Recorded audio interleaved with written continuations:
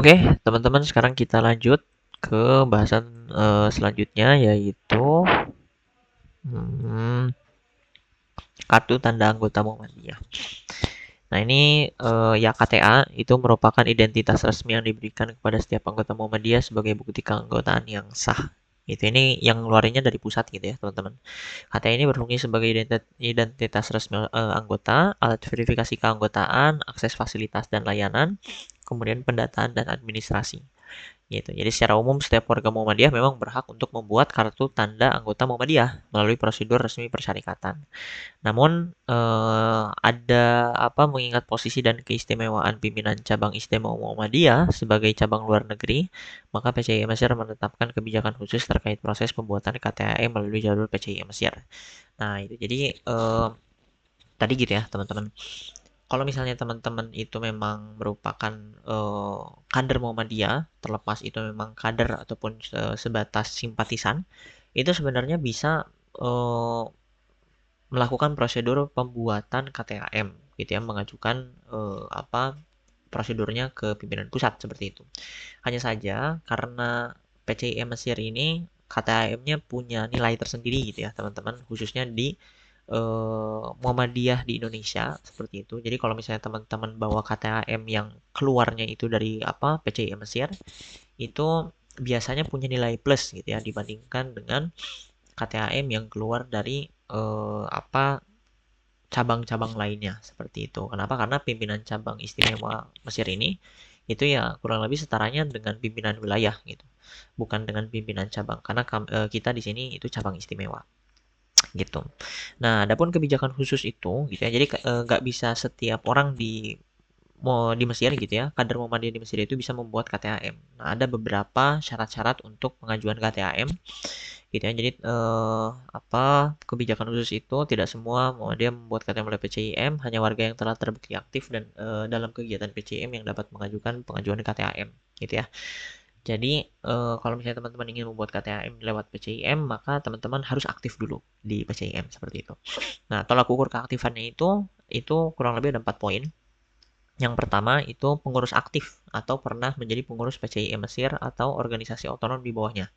Jadi teman-teman bisa pernah menjabat jadi pengurus gitu ya. Mau itu di PCIM, PCIA, mau itu di Lazismu sebagai lembaga, di MDMC ataupun di organisasi otonom seperti TS gitu ya. Atau di badan atau amal usaha di bawahnya.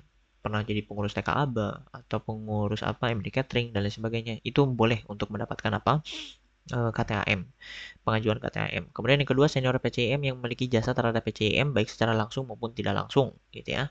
Kemudian yang ketiga, pernah menjadi volunteer atau panitia dalam berbagai kegiatan PCIM Mesir, gitu. Jadi misalkan teman-teman selama 4 tahun di Mesir itu nggak pernah absen, misalkan jadi kepanitiaan kado Ramadan, selalu ikut TOTR-nya Lazismu. Nah, itu juga bisa menjadi pertimbangan besar untuk teman-teman direkomendasikan memiliki KTAM melalui PCI Mesir gitu. Kemudian yang keempat itu bukan merupakan mahasiswa baru gitu ya. Jadi KTAM ini nggak bisa diajukan oleh maba gitu ya, baik yang udah di Mesir ataupun yang masih darul luguh di Indonesia seperti itu. Nah, ini tujuan kebijakan seperti ini itu dilakukan untuk menjaga kualitas pendataan anggota PCIM, kemudian memberikan penghargaan bagi anggota yang benar-benar berkontribusi terhadap persyarikatan, dan yang ketiga memastikan bahwa KTAM yang diterbitkan melalui PCI Mesir memiliki nilai simbolis sebagai tanda pengakuan atas dedikasi terhadap persyarikatan. Seperti itu. Kenapa? Karena ya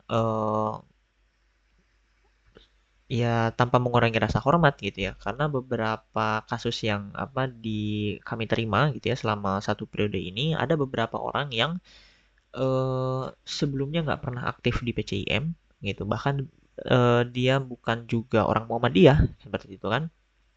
Terus dia mendapatkan informasi terkait beasiswa yang dikeluarkan misalkan oleh pimpinan pusat Muhammadiyah gitu, dimana salah satu syaratnya itu adalah memiliki KTAM. Nah, akhirnya mereka mendaftar PCIM, mendaftarkan KTAM melalui PCIM itu hanya karena agar bisa lolos verifikasi berkas dari pimpinan pusat. Nah, itu hal-hal kayak gitu kan tidak kita inginkan kan gitu. Hanya menjadikan PCIM itu sebagai alat gitu ya, alat untuk kepentingan pribadinya seperti itu. Nah, itu jadi tujuan apa kebijakan ini untuk menjaga dari hal-hal seperti itu. Nah, terkait mekanisme pembuatannya, ini ini akan ada amandemen gitu ya teman-teman, karena yang tercantum yang udah disepakati sama pimpinan terakhir ini itu merupakan mekanisme lama gitu ya untuk pembuatan KTAM. Untuk mekanisme pembuatan KTAM barunya, teman-teman silahkan bisa langsung menghubungi Sekretaris Umum PCIM terpilih saat itu, karena sekarang udah mekanismenya bukan mekanisme yang lama lagi. Mungkin itu terkait ini ya, terkait KTAM.